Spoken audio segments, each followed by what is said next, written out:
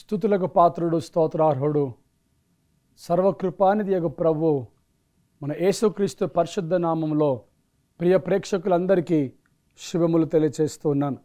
ప్రియులారా, దేవుని వాక్యం సెలవిస్తూ ఉంది. 2 తిమోతి 3వ అధ్యాయం 1 నుంచి కొన్ని వచనాలు చూసినప్పుడు, అంత్య దినములలో అపాయకరమైన కాలములు వచ్చునని తెలుసుకొనుము. ఎలాగనగా మనుష్యులు అని ఇలా మాట్లాడుతూ వివిధ రకాలైనటువంటి మనుషులను మనకు పరిచయం చేసి, ఈ మనుషులకు మనము విముఖత చూపించి వారి ఎడల మనము విముఖులుగా ఉండాలి, మన ఆధ్యాత్మిక జీవితాన్ని కాపాడుకోవాలని దేవుని వాక్యము సెలవిస్తుంది. కనుక ప్రియులారా, ఇలాంటి వివిధ రకాలైనటువంటి మనుషుల్లో ఈ రోజున ఈ కార్యక్రమంలో ఈ అంశంలో మనము నేర్చుకునేది కృతజ్ఞత లేనటువంటి మనుషుల గురించి. అంత్యదినములలో అపాయకరమైన కాలాలు వస్తాయి. ఎలయనగా మనుషులు అని మాట్లాడుతూ కృతజ్ఞత లేనివారు అనే ఒక మనిషిని ఇక్కడ మనకు పరిచయం చేస్తున్నాడు. ఈ కృతజ్ఞత లేని వారి పట్ల నీవు నేను విముఖులుగా ఉండాలి. కృతజ్ఞత లేకపోవటము అనేది దేవుని వాక్యానికి వ్యతిరేకం, దేవుని సిద్ధాంతానికి వ్యతిరేకం. ఇలాంటి కృతజ్ఞత లేని వారు చాలామంది ఈ భూమి మీద జీవిస్తూ ఉన్నారు. అలాంటి వారి ఎడల మనము విముఖత చూపిస్తూ మన ఆధ్యాత్మిక జీవితాన్ని కాపాడుకోవాలి, కట్టుకోవాలని దేవుని వాక్యము సెలవిస్తుంది. రండి, ఈ కార్యక్రమానికి మిమ్మల్ని, మీ కుటుంబ సభ్యులను ప్రత్యేకంగా ఆహ్వానిస్తున్నాను. ఇలాంటి కృతజ్ఞత లేని వారిని మనము గ్రహించి గమనించి వారికి మనము దూరముగా ఉండాలి. అది మనకి ఎంతైనా ఆశీర్వాదం. ఒకవేళ మనలోనే ఇలాంటి స్వభావం ఉన్నట్లయితే, మనలోనే ఇలాంటి అలవాటు బలహీనత ఉన్నట్లయితే, వాక్యము ద్వారా ఆ అలవాటును, ఆ పాపమును కడిగివేసుకొని ఇంకా బహుదగ్గరగా దేవునికి మనము రావటానికి ప్రయత్నము చేద్దాం. ఈ రోజున మనము నేర్చుకునేది లూకా సువార్త 17వ అధ్యాయము 17వ వచనమును మనం చదువుకుందాం. లూకా సువార్త 17వ అధ్యాయము 17వ వచనం మనం చదువుకుంటే, ఇక్కడ కృతజ్ఞత లేనటువంటి కొంతమంది వ్యక్తుల గురించి ఇక్కడ మనము గ్రహిస్తూ ఉన్నాం. ఈ కృతజ్ఞత లేని వారు ఎవరు, వారు ఎలా ఉన్నారు? అందుకు యేసు, 10 మంది శుద్ధులైరి కారా, ఆ 90 ఎక్కడా? ఈ అన్యుడు తప్ప దేవుణ్ణి మహిమపరచుటకు తిరిగి వచ్చిన వాడెవడును అగుపడలేదా అని చెప్పెను. ప్రియులారా, ఈ వాక్యములో మనం స్పష్టముగా గమనిస్తూ ఉన్నాం. ఇక్కడ రాయబడినటువంటి ఈ ఉపమానం అంతట్లో కూడా మనం గమనిస్తే, యేసు ప్రభువారు యెరూషలేమునకు ప్రయాణమైపోచున్నప్పుడు సమరయ గలిలయ మధ్యగా వెలుచుండెను. ఆయన ఒక గ్రామానికి వచ్చినప్పుడు 10 మంది కుష్ఠరోగులు ఆయనకు ఎదురుగా వచ్చి దూరమున నిలుచుండి, ప్రభువా మమ్ములను కరుణించుమని కేకలు వేశారు. అంటే యేసు ప్రభువారి యొక్క వాక్య పరిచర్య దినాలలో ఆయన యెరూషలేమునకు ప్రయాణమే వెళ్తున్నప్పుడు సమరయ గలిలయ మధ్యలో ఈ కుష్ఠరోగులు 10 మంది యేసు ప్రభు దగ్గరికి వచ్చి దూరముగా నుంచుని యేసు ప్రభుని చూస్తూ కేకలు వేస్తూ, అయ్యా యేసు ప్రభువా మమ్మలను కరుణించుమని కేకలు వేస్తూ అడుగుతున్నారు. అయితే యేసు ప్రభు వారిని చూచి, మీరు వెళ్ళి మీ యాజకులకు కనపరుచుకునడని వారితో చెప్పెను. వారు వెలుచుండగానే స్వస్థత పొందుకున్నారు.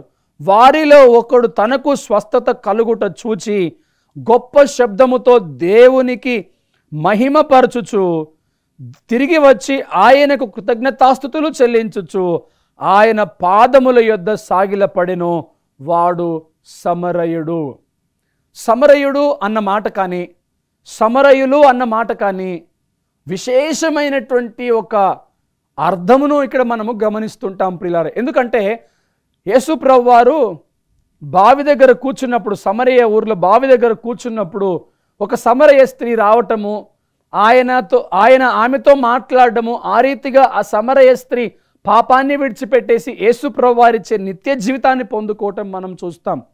మార్గ మధ్యలో ఈ లేవీయుడు వెళ్తున్నాడు, సమరయుడు వెళ్తున్నాడు, కానీ ఎవరు పట్టించుకొని ఆ పరిస్థితిలో సమరయుడు మాత్రమే ఆ యొక్క గాయములతో ఉన్న వ్యక్తిని పట్టించుకున్నట్లుగా కూడా మనము చూస్తాం మంచి సమరయుడు అనే ఉపమానంలో.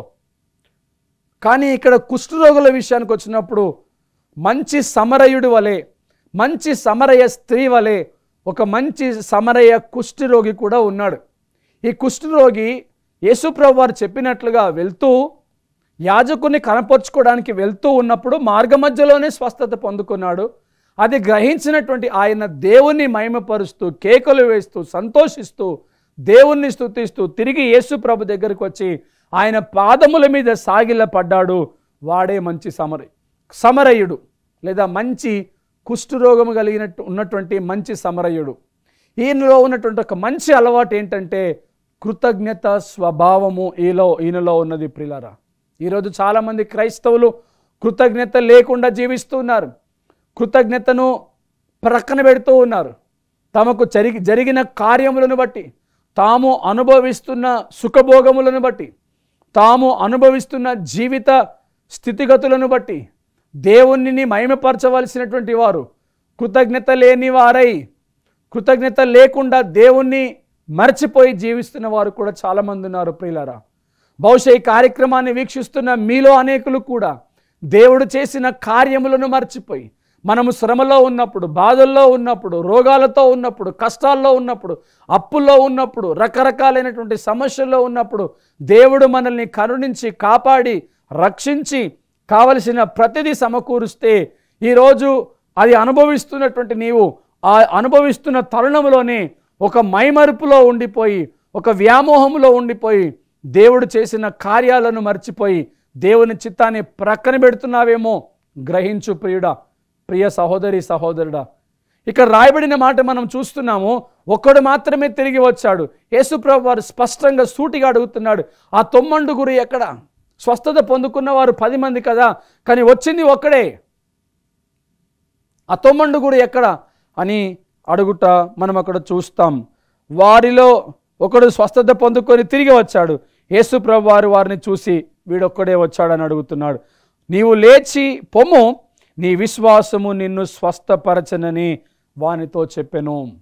వాని విశ్వాసం వాని స్వస్థపరిచింది. దానికి కృతజ్ఞతగా వాడు దేవుడి దగ్గరికి వచ్చి దేవుని స్తుతిస్తున్నట్లుగా మనం ఇక్కడ చూస్తూ ఉన్నాం. ప్రియ సహోదరి సహోదరులారా, కొలసీలకు రాసిన పత్రిక 3వ అధ్యాయము 15వ వచనాన్ని మనము చదువుకున్నప్పుడు, ఈ కొలసీలకు రాసిన పత్రికల్లో కూడా ఆయన దేవుని యొక్క వాక్యం సెలవిస్తుంది. ఈ కృతజ్ఞత కలిగినటువంటి వారు ఎలా జీవించాలి? నీవు నేను కృతజ్ఞత కలిగి ఉండాలి అంటే దేవుని వాక్యము సెలవిస్తూ ఉన్నది. ఆ కృతజ్ఞతను మనం మర్చిపోకూడదు, దేవుని యొక్క వాక్యానికి లోబడి ఉండాలని. కానీ మనం ఎలా జీవిస్తున్నాం? కొలసీలకు రాసిన పత్రిక 3వ అధ్యాయము 15వ వచనమును చదువుకుందాం. క్రీస్తు అనుగ్రహించు సమాధానము మీ హృదయములలో ఏలుచుండనీయుడి, ఇందుకొరకే మీరు ఒక్క శరీరముగా పిలువబడితిరి మరియు కృతజ్ఞులై ఉండుడి. ఎందుకండి? మనము పిలువబడింది ఒక్క శరీరమై ఉండటానికి, ఒక్క శరీరముగా ఉండటానికి, క్రీస్తు అనుగ్రహించు సమాధానమును పొందుకోవటానికి, ఆ సమాధానము మన హృదయములలో ఏలుచుండనివ్వటానికి మాత్రమే మనము పిలువబడ్డాం. కాబట్టి మీరు కృతజ్ఞులై ఉండండి, కృతజ్ఞత కలిగిన వారై ఉండండి అని దేవుని యొక్క వాక్యము సెలవిస్తుంది ప్రియులారా. కానీ మనము ఈ కృతజ్ఞతను మర్చిపోతున్నాం. ఈ కృతజ్ఞతను మర్చిపోయి మనము కృతజ్ఞత లేకుండా జీవిస్తున్నటువంటి జీవితమును కూడా మనం ఇక్కడ చూడగలుగుతాం. 1 తెస్సలోనికి రాసిన పత్రిక 2వ అధ్యాయము 13వ వచనం చూసినట్లయితే, ఈ హేతువు చేతను మీరు దేవుని గూర్చిన వర్తమాన వాక్యము మా వలన అంగీకరించినప్పుడు మనుష్యుల వాక్యమని ఎంచక అది నిజముగా ఉన్నట్టు దేవుని వాక్యమని దానిని అంగీకరించితిరి గనుక మేమును మానక దేవునికి కృతజ్ఞతాస్తుతులు చెల్లించుచున్నాము. అవునండి, ఆనాడు సువార్థికులు సువార్తను ప్రకటిస్తున్నప్పుడు అపోస్తులుడైనటువంటి పౌలు గారు తెస్సలోనిక సంఘానికి ఇలాగే మాట్లాడుతున్నాడు. మీరు మా సువార్తను మీరు విన్నప్పుడు అది మా సువార్త అని కాక, మా మాట అని కాక, దేవుని వలన వచ్చిన వర్తమానం అని మీరు గ్రహించి ఆ వాక్యమును మీరు అంగీకరించారు కాబట్టి, ఆ వాక్యమును బట్టి మీరు మీ జీవితాలు మార్చుకుంటున్నారు కాబట్టి మేమును మానక దేవునికి కృతజ్ఞతాస్తుతులు చెల్లిస్తున్నాము అని భక్తుడైనటువంటి పౌలు గారు ఈ మాటల్లో చెప్పడము మనము చూస్తున్నాం. ప్రియ సహోదరి సహోదరులారా, ఇక్కడ మనము చూసినట్లయితే ప్రతి విషయములో కృతజ్ఞత కలిగి ఉండాలి. మీరు అన్ని విషయములలో కృతజ్ఞత కలిగి ఉండండి అని దేవుని వాక్యము సెలవిస్తూ ఉన్నది. ఇక్కడ ఈ మాటల్లో పౌలు గారు దేవుని సువార్తను వారు అంగీకరించి దేవుని రక్షణలో వారు నడుస్తున్న కారణాన్ని బట్టి, వారి రక్షణను చూసి, ఆత్మీయ ఎదుగుదలను చూసి పౌలు గారు దేవునికి కృతజ్ఞతాస్తుతులు చెల్లిస్తున్నారు. అయితే హెబ్రీ పత్రిక 6వ అధ్యాయము 1వ వచనంలో మనము చూసినప్పుడు, మీరు చేసిన ఈ మంచి కార్యమును బట్టి, మీరు నా నామమును బట్టి చూపిన ప్రేమను మర్చుటకు నేను అన్యాయస్తుని కాను అని దేవుడు సెలవిస్తున్నాడు. అవును, కృతజ్ఞత చూపించకపోతే మన సృష్టికర్త దాన్ని అవినీతిగా, అన్యాయంగా భావిస్తాడు. సాక్షాత్తు ఎబ్రీ పత్రికలోని మనం ఈ మాట చదువుతున్నాం. ఆయన అంటాడు కదా, నా నామమును బట్టి మీరు చూపించిన ఈ ప్రేమను, మీరు చేసిన ఈ మంచి పనిని మరవటానికి నేను అన్యాయస్తుని కాదు. అవును ప్రియులారా, దేవుడు మనము చేస్తున్న ప్రతి మంచి పనిని చూస్తున్నాడు. అది మర్చిపోడు. అది మర్చిపోవటానికి ఆయన ఏమైనా అన్యాయస్తుడా? కాదు. ఆయన వాక్యము సెలవిస్తుంది, ఈ మంచి పనిని నేను ఎప్పుడు కూడా మర్చిపోను, నేను అన్యాయస్తుని కాను అని అంటాడండి. అవును, నేను చేస్తున్నటువంటి మంచి పనులను చూసినప్పుడు ఆయన మర్చిపోడు. ఆ మంచి పనికి తగినటువంటి ప్రతిఫలాన్ని నీకు నాకు ఆయన తప్పకుండా ఇస్తాడు. ప్రియులారా, లూకా సువార్త 6వ అధ్యాయము 38వ వచనంలో మనము చూసుకున్నట్లయితే, లూకా సువార్త 6వ అధ్యాయము 38వ వచనంలో మనం చూసినప్పుడు, క్షమించుడి అప్పుడు మీరు క్షమింపబడుదురు, ఇయుడి అప్పుడు మీకు ఇయ్యబడును, అణచి కుదిలించి దిగజారునట్లు నిండు కొలతను మనుషులు మీ ఒడిలో కొలుతురు, మీరు ఏ కొలతతో కొలుతురో ఆ కొలతతోనే మీకు మరలా కొలువబడునని చెప్పెను. అవును ప్రియులారా, ఈ లోకంలో మనం ఏమి విత్తుతామో ఆ పంటనే కోస్తాం. ఏ కొలతతో మీరు కొలుస్తున్నారో ఆ కొలతతోనే మీకు కొలవబడుతుంది. ఇక్కడ దేవుని వాక్యం సెలవిస్తుంది ఏంటంటే, మీరు క్షమించండి అప్పుడు మీరు క్షమింపబడతారు. కృతజ్ఞతకు సాదృశ్యముగా ఉన్నటువంటి ఒక మాటని ఇక్కడ మాట్లాడుతున్నాడు. కృతజ్ఞత ఎలా ఉండాలి అనే ఒక విషయాన్ని మనకి ఇక్కడ నేర్పిస్తున్నాడు. చివరి దినాల్లో దేవుని ప్రజలైనటువంటి వారు అనేకులు కృతజ్ఞత హీనులుగా మారిపోవడానికి గల కారణం దేవుని వాక్యాన్ని విసర్జించటము, దేవుని మాటను ప్రక్కన పెట్టడము. ఇక్కడ 9 మంది స్వస్థత పొందుకున్నప్పటికీ కూడా వారు గ్రహించలేకపోయారు.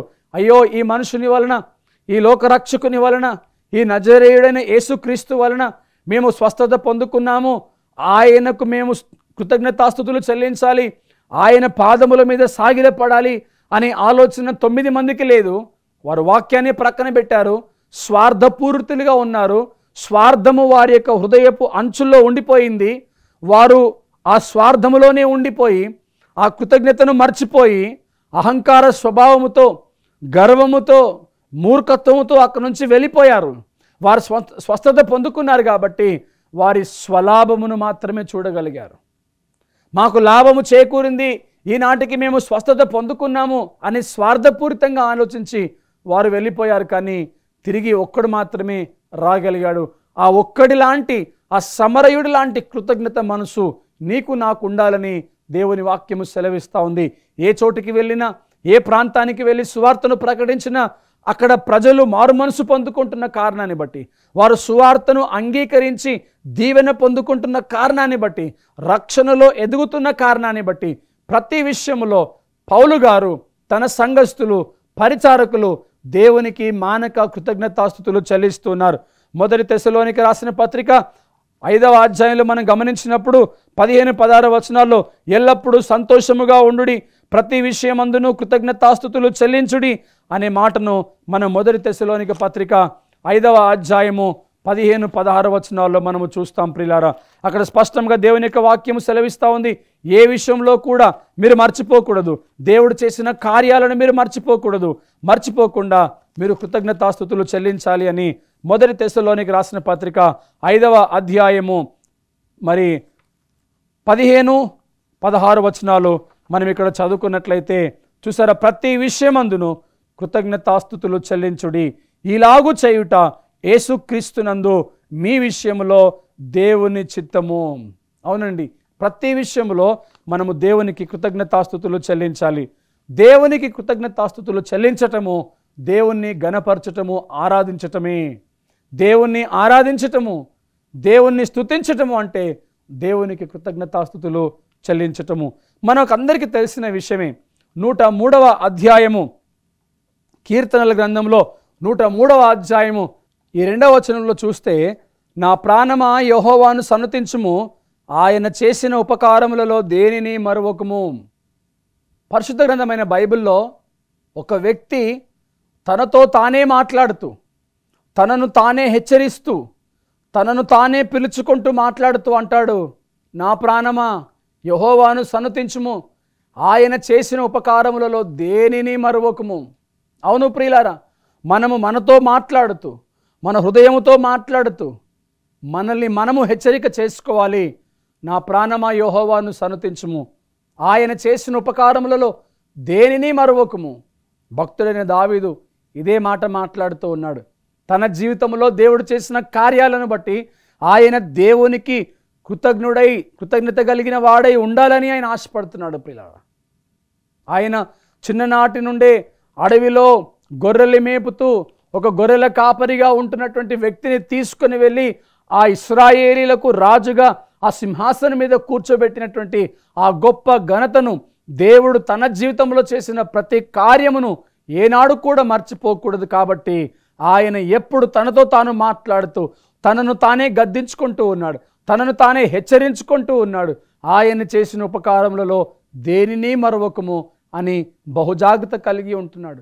తాను గొర్రెలు మేపుతున్నప్పుడు దేవుడు గొర్రెల్ని కాపాడుతున్న విధానాన్ని బట్టి, సంరక్షించుకుంటున్న విధానాన్ని బట్టి, గొర్రెలు మాత్రమే కాదు కానీ నన్ను, నా గొర్రెల్ని ఆయనే పోషిస్తున్నాడు, ఆయన నా కాపరి, నాకు లేమి కలగదు అని ప్రతి విషయంలో దేవుడికి కృతజ్ఞతాస్తుతులు చెల్లిస్తున్నాడు భక్తుడైనటువంటి దావీదు.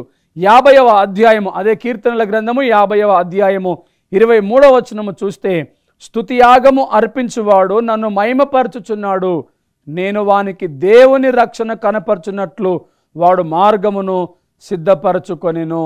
స్తుతియాగము అర్పించువాడు నన్ను మహిమపరచుచున్నాడు.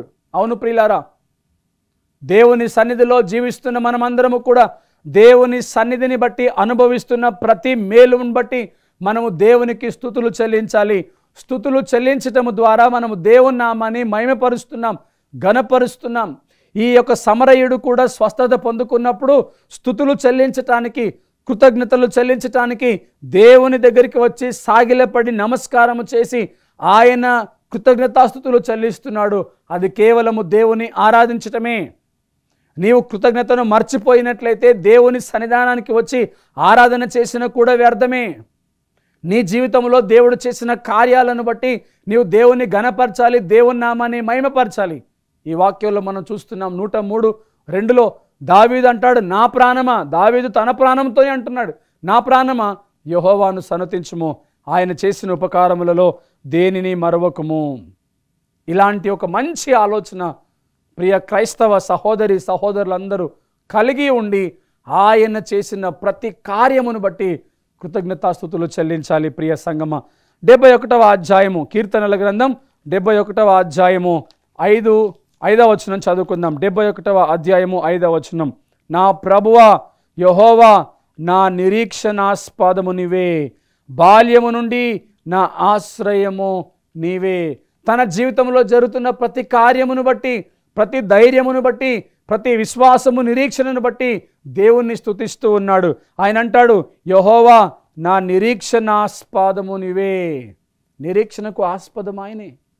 బాల్యము నుండి నీవే నాకు ఆశ్రయము ప్రభువా అని దేవుణ్ణి స్తుతిస్తూ ఉన్నాడు. 17వ వచనములో, దేవా బాల్యము నుండి నీవు నాకు బోధించుచూ వచ్చితివి, ఇంతవరకు నీ ఆశ్చర్య కార్యములు నేను తెలుపుచూనే వచ్చి తిని, ఇంతవరకు నీ ఆశ్చర్య కార్యములను నేను తెలుపుతూ ఉన్నాను. ప్రియులారా, దేవుడు మీ జీవితంలో చేసిన కార్యములను బట్టి ఆ కార్యములు నీవు ఇతరులకు తెలియపరచాలి. నీవు ప్రార్థించినప్పుడు వెంటనే సమాధానం వచ్చింది, అయితే ఆ కార్యమును నువ్వు ఇతరులకు తెలియపరచాలి. నీ మొరను దేవుడు అంగీకరించి నీ కుటుంబంలో, నీ జీవితంలో కార్యాలు జరిగించారు, అయితే ఆ కార్యమును నీవు ఇతరులకు తెలియపరచాలి. నేను ప్రార్థించాను, నా ప్రార్థనకు ప్రతిఫలం వచ్చింది అని ఆ ప్రతిఫలమును అనుభవిస్తూ మౌనముగా ఉండటము కాదు, కానీ దేవుని కార్యాలను వివరించటము, దేవుని స్తుతించటమే. దేవుడు నీ మొర అంగీకరించి నీ ప్రార్థన విని నీకు సమాధానం ఇచ్చాడు, ఆ సమాధానాన్ని నువ్వు పొందుకుంటున్నావు. అయితే ఆ సమాధానమును బట్టి దేవుడు ఆశిస్తున్న రీతిగా నీవు దేవునికి కృతజ్ఞతాస్తుతులు చెల్లించాలి. ఆయన సన్నిధిలో ఆ కార్యాలను వివరించి చెప్పాలి. ఎందుకంటే 17వ వచనంలో దావీదు ఇదే మాట అంటున్నాడు, బాల్యము నుండి నీవు నాకు బోధించుచునే వచ్చితివి ప్రభువా, అయితే నీ ఆశ్చర్య కార్యములన్నీ నేను వివరిస్తూనే ఉన్నాను. అందుకని ప్రతి కీర్తనల గ్రంథంలోనూ దావీదు యొక్క మాటను మనం గ్రహిస్తుంటాం. ఆయన కృతజ్ఞతా వచనముగా దేవుని స్తుతిస్తూ వస్తూ ఉంటున్నాడు. 143వ కీర్తన 5వ వచనమును మనం చదువుకుంటే అక్కడ కృతజ్ఞతకు సంబంధించి ఇంకొక మాట మాట్లాడుతూ ఉన్నాడు. 143వ కీర్తన 5వ వచనమును మనం చదువుకుందాం. కృతజ్ఞత ఏ రీతిగా మనం కలిగి ఉండాలి, ఈ కృతజ్ఞత కలిగిన వారు ఏ రీతిగా తమ కార్యములను ఇతరులకు తెలియచేస్తారనే విషయాన్ని ఇక్కడ మనకు చూపిస్తూ ఉన్నాడు. 5వ వచనం, పూర్వ దినములు జ్ఞాపకము చేసుకొనుచున్నాను, నీ క్రియలన్నీ ధ్యానించుచున్నాను, నీ చేతుల పని యోచించుచున్నాను. క్రైస్తవుడు గతము మర్చిపోకూడదు. గతములో దేవుడు ఎలాంటి కార్యాలు చేశాడు, ఏ స్థితిలో నుండి మనం వచ్చాము, ఆ స్థితిలో ఉన్నప్పుడు దేవుడు మనల్ని ఏ రీతిగా ఆదుకున్నాడు, ప్రతిదీ కూడా క్రైస్తవుడు గుర్తించుకొని ఆ కార్యాలను బట్టి దేవుని స్తుతించాలి. ఎందుకంటే ఇక్కడ చూడండి 5వ వచనంలో, పూర్వ దినములు జ్ఞాపకము చేసుకొనుచున్నాను, నీ క్రియలను ధ్యానించుచున్నాను. పూర్వ దినాలలో దావీదు గొర్రెల కాపరిగా ఉన్నాడు. కుటుంబంలో కానీ ఇంట్లో కానీ తన తండ్రి చేత కానీ ఏమాత్రము ఎన్నిక చేయబడకుండా ఉన్నాడు. ఎన్నిక లేనివాడిగా ఉన్నాడు. గొర్రెలు కాస్తూ ఉన్నాడు, అడవిలో ఉన్నాడు. ఆ దినాలన్నీ జ్ఞాపకము చేసుకుంటూ ఉన్నాడు. అడవిలో ఉన్నప్పుడు గొర్రెలను కాపాడుతున్న విధానం, గొర్రెల్ని మేపుతున్న విధానం, అక్కడ ఉండి దేవుని స్తుతిస్తున్న విధానం, ఆ యొక్క పరిస్థితులన్నీ కూడా ఆయన జ్ఞాపకం ఉంచుకొని ఉన్నాడు. అంత మాత్రమే కాదు, నీ క్రియలను నేను ధ్యానించుచున్నాను. అక్కడి నుంచి తీసుకొని వెళ్ళి గొలియాతుతో యుద్ధము చేయటం, గొలియాతును ఓడించటం, తర్వాత తీసుకొని వెళ్ళి ఇశ్రాయేలీలకు రాజుగా నియమించటం, తన జీవితంలో ప్రతిదీ కూడా ఆయన ధ్యానిస్తూనే వస్తూ ఉన్నాడు. ఆయన చేతి పనులన్నిటినీ కూడా యోచిస్తూ ఉన్నాడు. ప్రియులారా, భక్తుడైనటువంటి దావీదు. ఈ కార్యక్రమాన్ని వీక్షిస్తున్న ప్రియ సంగమ సహోదరి సహోదరులారా, దయచేసి ఆలోచించాలి. మళ్ళీ మనము 2వ తిమోతి 3వ అధ్యాయంలోనికి వచ్చినప్పుడు అపాయకరమైన కాలములు ఈ అంత్యదినాల్లో రాబోతున్నాయి. అవి ఎవరి వలననో కాదు, ఆ 9 మంది కృతజ్ఞత లేకుండా ఉండటాన్ని బట్టే అపాయకరమైనటువంటి కాలములు. ఆ 9 మంది స్వస్థత మీద దృష్టి ఉంచారు.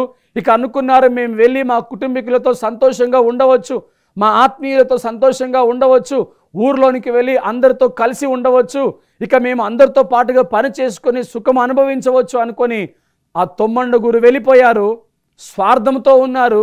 ఆ కృతజ్ఞత లేకుండా చేసిన కార్యాలను మర్చిపోయారు, వారింటికి వెళ్ళిపోయారు. ప్రియులారా, ఇలాంటి ఈ 9 మంది కృతజ్ఞత లేకపోవటాన్ని బట్టి ఇలాంటి వారి వల్ల అపాయకరమైనటువంటి కాలములు వస్తూ ఉన్నాయి. అవి మన ముందే కనిపిస్తూ ఉన్నాయి. ఒకవేళ ఈ కృతజ్ఞత లేని స్వభావం మనలో ఉంటే అది తీసివేసుకుందాం. అవును, మన బాల్య దినము నుండి ప్రతి విషయాన్ని మనము స్మరించుకున్నప్పుడు, ప్రతి విషయాన్ని మనం ఆలోచన చేసినప్పుడు దేవుడు ఎలాంటి ఘనమైన కార్యములు మన జీవితంలో జరిగించాడో మనం అన్నీ కూడా యోచించాలి ప్రియులారా. ఎందుకంటే దావీదు అంటాడు కదా 5వ వచనంలో, నీ క్రియలను నేను ధ్యానిస్తూ ఉన్నాను, నీ చేతి పనులను బట్టి నేను యోచిస్తూ ఉన్నాను, పూర్వ దినములన్నీ నేను జ్ఞాపకము చేసుకుంటున్నాను అంటాడు ఆయన. కనుక ప్రియ సంగమ, గత దినాల్లో మనం ఏ పరిస్థితుల్లో నుండి వచ్చామో ఆ పరిస్థితులన్నిటినీ కూడా మనము స్మరించుకోవాలి, జ్ఞప్తికి తెచ్చుకోవాలి, జ్ఞాపకమునకు చేసుకొని ఆ కార్యాలను బట్టి మనము దేవుని పరిశుద్ధ నామమును స్తుతించాలి. కృతజ్ఞతాహీనులై ఉంటే దేవుని దృష్టిలో మనము అసహ్యులుగా ఉండిపోతాము. దేవుడు మనల్ని తృణీకరిస్తాడు, దేవుడు మనల్ని ప్రక్కన పెడతాడు. మన జీవితంలో దేవుని చిత్తము జరగకుండా ఉంటుంది. ఈ కృతజ్ఞత లేకపోవటం అనేది మనకు మాత్రమే ప్రమాదం కాదు, కానీ మన చుట్టూ ఉన్నటువంటి ప్రజలకు కూడా ప్రమాదం అన్న విషయాన్ని మనం గ్రహించి ఇక నుంచైనా మనం కృతజ్ఞత కలిగి ఉందాం. దేవుని నామాన్ని స్తుతించుదాం. కలిసి కళ్ళు మూసుకున్నట్లయితే ప్రార్థన చేసుకొని దేవుని అభిషేకాన్ని పొందుకుందాం. ప్రియ ప్రేమ స్వరూపి నమ్మదగిన దేవ, పరిశుద్ధుడా, మీకు స్తోత్రములు చెల్లిస్తున్నాము నాయన. అవును ప్రభువా, మీ ఆశీర్వాదాలు పొందుకొని, మీ స్వస్థత పొందుకొని, మీ దీవెనలు పొందుకొని స్వస్థపరచబడి 9 మంది వెళ్ళిపోయారు, కానీ ఒక్కడు మాత్రమే తిరిగి వచ్చాడు, సమరయుడు. ప్రభువా, మీకు కృతజ్ఞతాస్తుతులు చెల్లించటానికి, మీ నామాన్ని ఘనపరిచి మహిమపరచటానికి, మీ కార్యములు వివరించటానికి తిరిగి వచ్చినటువంటి సమరయుని మేము చూస్తున్నాం. అందుకే దావీదు అంటున్నాడు, నా ప్రాణమా యెహోవాను సన్నతించుము, ఆయన చేసిన ఉపకారములలో దేనిని మరవకము. మా ఆధ్యాత్మిక జీవితంలో, భక్తి జీవితంలో, మా క్రైస్తవ జీవితంలో ప్రభువా, మీరు చేసిన ప్రతి కార్యమును ధ్యానిస్తూ, మీ చేతి పనులను యోచిస్తూ, మీ క్రియలను జ్ఞాపకము చేసుకుంటూ, మీ నామాన్ని స్తుతిస్తూ, కృతజ్ఞత కలిగిన వారమై ఉంటూ, మీరు ఆకడ కొరకు ఎదురు చూస్తూ మీరు వచ్చినప్పుడు ఎత్తబడే వారిగా ఉండటానికి సహాయం చేయమని, ఈ కార్యక్రమాన్ని వీక్షిస్తున్న ప్రియ ప్రేక్షకులను, వారి కుటుంబాలను దీవించమని యేసుక్రీస్తు నామములో ప్రార్థిస్తున్నాము తండ్రి. ఆమేన్.